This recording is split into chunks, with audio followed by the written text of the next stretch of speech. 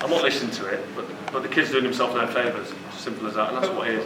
He's a kid who shouldn't be in the ring with a man and a champion. I think it's confusion, disrespect, fear. The fact is, I don't fear him. There's nothing there to fear. He's been a good champion. He's been in big fights, but I respect him for getting in the ring and doing the business. And I'll have my opinion on his performances, and I'll use those opinions to devise a plan and beat him. Do you think it's now time for the title to change hands? To pass the baton on? Of course, you know he's been a good champion in age, but he's fighting me and he's going to lose. So I'm going to take his belt. Can you see this? Is it worry that you may underestimate George? Well, there's no worry of that, because I've got one of the best trainers in the world, in Rob McCracken, and I prepare for every fight, 100% focused on being in the best possible shape. So my training plan, my training regime, my sparring, cycling, my running, my swimming, everything I do to get myself fit and strong is being done, and it's done every time, regardless of whether I'm fighting Mikkel Kessler or Georgie Boy. There's no difference in the training. So when I step through them ropes, my heart's ticking where it needs to tick, my mind's right, and I'm fully equipped to do the business. We've all seen the TV show Stepping Out. With that, with the dancing show, would that affect preparation? You voted for me. Dancing was great. Would this affect preparation? It will affect it, yeah. It will affect it in a positive way, because I'm on my feet for 5 hours a day, 4 or 5 days a week, doing lifts and squats and lunges, and part of being a good boxer and being able to sustain the pace for 12 rounds is having strong legs. I don't know if you know, but I'm actually out of the tournament now. There's 2 weeks left to go.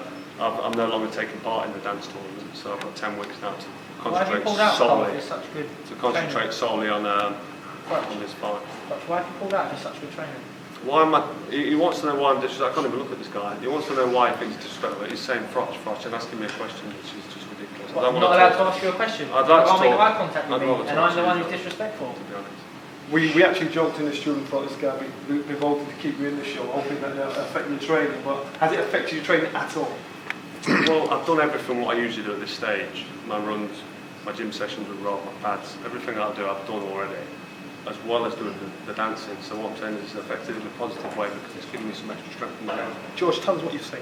Because you wish for something, you've got it now. Tell us what you've seen, why you think Carl can be beaten. I don't need to go into detail about what I've seen, but we've all seen it, we all know it. We've seen where he's gone to well, and we've seen where he hasn't. I'm frightened now to point out anything that might be deemed in a negative light, because that's disrespectful, apparently. But as I say, I think people are confusing disrespect and fear. The fact is, I do not fear one little bit, and I am supremely confident I will do the business. Do you think it's wrong of him to underestimate you?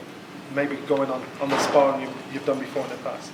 No, he can tell himself the things that he needs to hear that will help him get through his camp. And I know 100% that he'll be in tip-top physical condition as best he can possibly be. That's irrelevant. Is it enough? Because no, it's not enough. Because if he thinks he can just step in the ring, walk to set the ring and let his hands go and that's it, it's over, he'll be incorrect. And if he thinks that just grit and determination will get him through this fight, he'll be wrong again. So apart from getting himself in great shape, not much else he can do. It's good to get a domestic fight like, it's the kind of fight you wish for, and eventually you guys have decided, we're getting in the ring, we're going to give the British public what they want. You can tell by how fast the tickets went. So boys, behave yourself until now. Is there any chance of a handshake? No chance. It's painful listening to this chum. He's talking about what's he done, I'm going to get in the ring, turn to the ring and knock me over. Look at the opponents I've fought, from winning the world title against Sean Pascal to defending it against Jermaine Taylor. This is a guy that was undisputed my champion. Before you go through it, beat Jeff Lacey.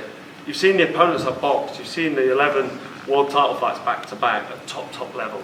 You've seen how I perform and what I do. I produce the goods. The only guy to beat me in my 33 fight career is Andre Ward. Mikkel Kessler got beat in his last fight against me, so that's why that one clean. He's number 2 pound for pound in the world below Floyd Mayweather. So for me to only lose to a guy who's number 2 pound for pound, you can imagine how supremely confident I am, getting in with someone who's got a glass jaw. Somebody I've knocked out with a big 16-ounce pillar type glove, knocked him out in sparring. I was pulling the shot, it wasn't even a shot, it was half a shot.